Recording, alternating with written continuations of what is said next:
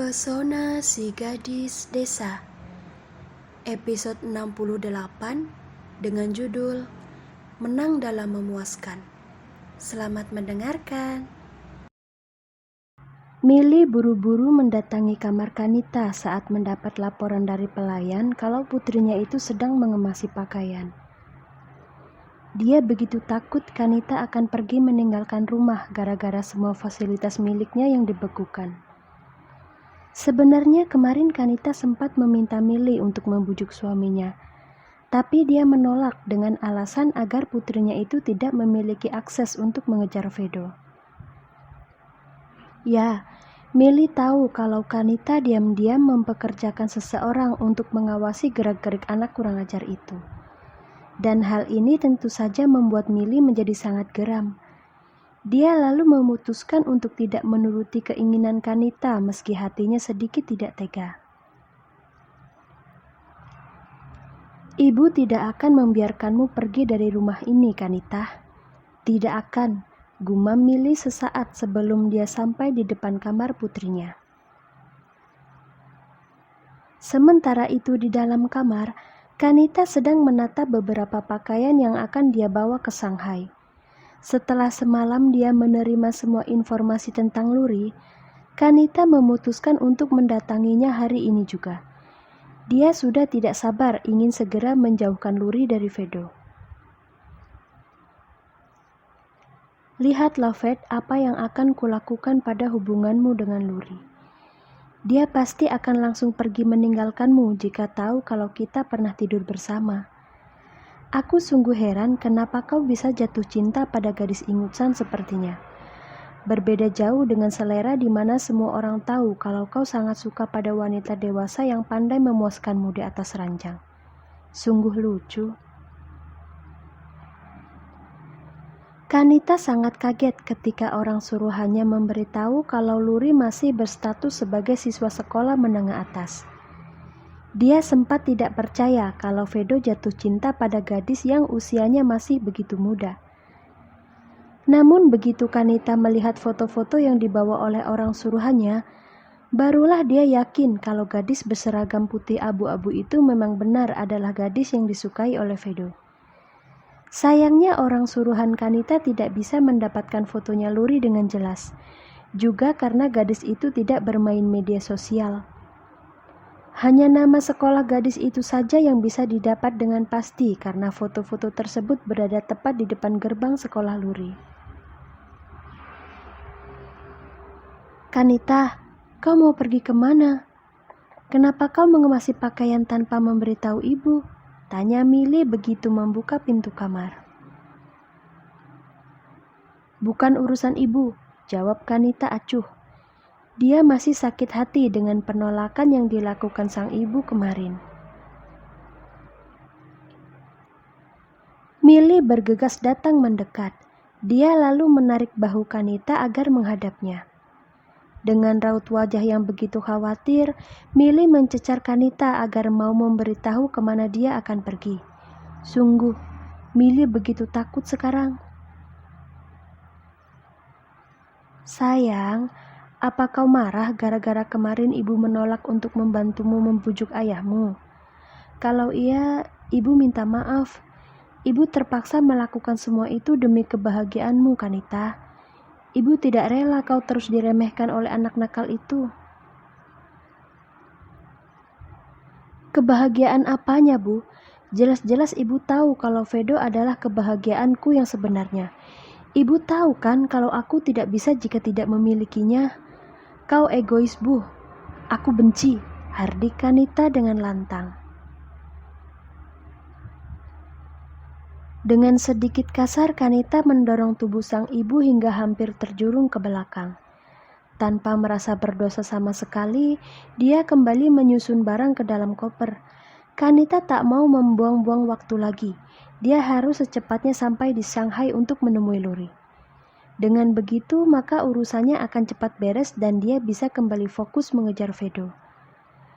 Membayangkan Vedo yang akan kembali ke pelukannya membuat mood Kanita kembali membaik. Dia bahkan dengan sengaja mengabaikan keberadaan sang ibu yang masih berdiri di belakangnya. Kanita sayang, jangan marah. Sekarang tolong beritahu ibu kemana kau akan pergi. Ibu ikut ya. Rengek Milly semakin panik saat keberadaannya tidak dianggap. Aku ingin pergi berlibur dengan teman-temanku dan di antara kami tidak ada yang membawa orang tua. Jadi tolong ibu jangan mengacaukan kesenanganku. Jika ibu ingin pergi berlibur juga, ajak saja teman-teman sosialita ibu. Mereka tidak mungkin tidak memiliki uang kan? Sahut Kanita tak peduli. Tangannya sibuk memasukkan surat-surat ke dalam tas. Tapi ibu ingin pergi bersamamu, Kanita. Atau jika tidak, kau beritahu ibu saja ke negara mana kalian akan pergi berlibur. Biar nanti ibu mengajak teman-teman ibu untuk pergi ke sana juga. Sudahlah, Bu. Berhenti merecoki kehidupanku. Jangan kira aku tidak tahu ya kalau ibu sebenarnya ingin memata-matai aku. Iya kan? Teriak Kanita habis kesabaran. Milly tergugu. Dia begitu kaget saat kembali diteriaki oleh putrinya. Kalau saja Kanita bukan putri kesayangannya, dia pasti sudah menampar mulutnya yang begitu kurang ajar. Sayangnya Milly tak memiliki kekuatan untuk melakukan hal tersebut karena dia sangat menyayangi putri semata wayangnya ini. Milly tidak sanggup melihat Kanita terluka meski hanya seujung kuku. Kanita, apa kepergianmu kali ini ada hubungannya dengan Vedo? Tanya Milly ingin tahu. Jika benar, maka ibu minta batalkan saja. Ibu tidak rela kau merendahkan harga dirimu demi pria tidak tahu diri itu. Kau sangat berharga sayang, kau tidak pantas bersikap seperti ini. Terdengar helaan nafas yang cukup kuat dari mulut Kanita saat dia mendengar ucapan sang ibu. Benar-benar, entah harus bagaimana lagi cara Kanita menjelaskan pada ibunya kalau dia akan tetap mengejar Vedo sampai pria itu resmi menjadi miliknya. Dia benar-benar tak habis pikir kenapa ibunya bisa begitu bebal dan tetap kekeh ingin menjauhkannya dari Vedo. Kelewatan. Telinga ibu sudah tuli atau bagaimana, ha? Bukankah tadi aku bilang kalau aku ini ingin pergi berlibur dengan teman-temanku? Kenapa ibu malah bicara yang tidak-tidak tentang Vedo? Tidak masuk akal, hardik Kanita sambil menatap tajam ke arah sang ibu. Dengar ya Bu, setuju atau tidak setuju aku akan tetap mengejar Vedo. Hanya dia satu-satunya pria yang pantas untuk menjadi suamiku. Mengerti tidak? Kanita, teriak Milly tak habis pikir. Harusnya kau sadar kalau Vedo itu tidak pernah menyukaimu. Kau hanya akan membuang waktu jika ingin tetap bersamanya. Terserah ibu mau bicara apa, aku tidak peduli. Yang jelas, aku akan melakukan segala cara untuk membuat Vedo bertekuk lutut padaku. Kalau memang ibu tidak bisa menerima Vedo sebagai calon menantu di rumah ini, fine, itu tidak masalah.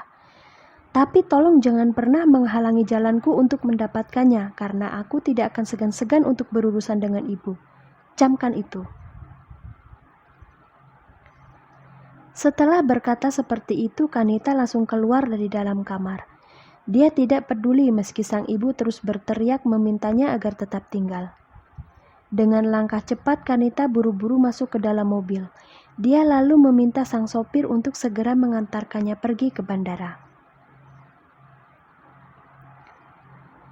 Bagaimanapun caranya kita harus sudah sampai di sana setengah jam lagi. Temanku sudah menunggu, ucap Kanita pada si sopir. Baik, Nona. Kanita menarik nafas dalam-dalam saat mobil mulai bergerak keluar dari halaman rumahnya. Dia kemudian teringat dengan orang yang akan menemaninya pergi ke Shanghai. Khawatir kalau orang itu akan datang terlambat, Kanita pun memutuskan untuk menghubunginya. Ya, Nona, ada apa? Kau ada di mana sekarang? Awas saja kalau kau berani membuatku menunggu, ucap Kanita begitu panggilannya dijawab. Aku sudah ada di bandara sejak 10 menit yang lalu, dan sebaiknya Nona segera sampai di sini karena sebentar lagi pesawatnya akan segera berangkat.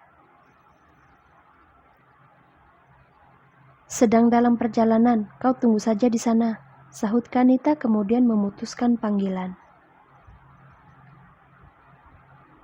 Sambil menunggu mobilnya sampai di bandara, Kanita kembali melihat-lihat foto di mana Vedo sedang berdiri berhadapan dengan gadis bernama Luri itu.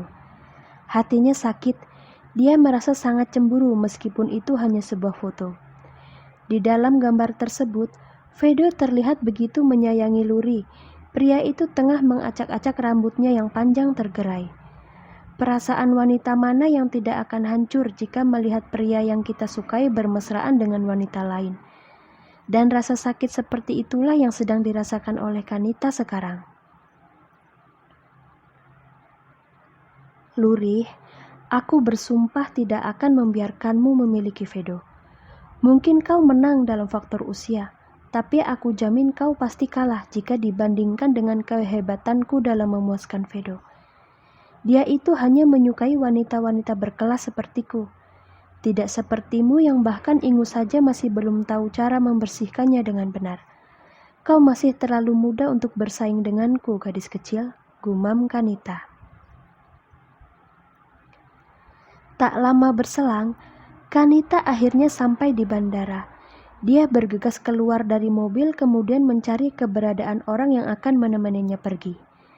Tak ingin membuat si sopir curiga, Kanita mengirim pesan pada orang tersebut agar tidak menyapa lebih dulu. Kanita tidak mau ibunya sampai tahu kalau dia sedang berbohong. Tunggu aku, Luri. Maaf jika kedatanganku nanti akan membuatmu patah hati. Aku harap kau tidak akan menangis kemudian bunuh diri, batin Kanita sembari melangkah masuk ke dalam bandara.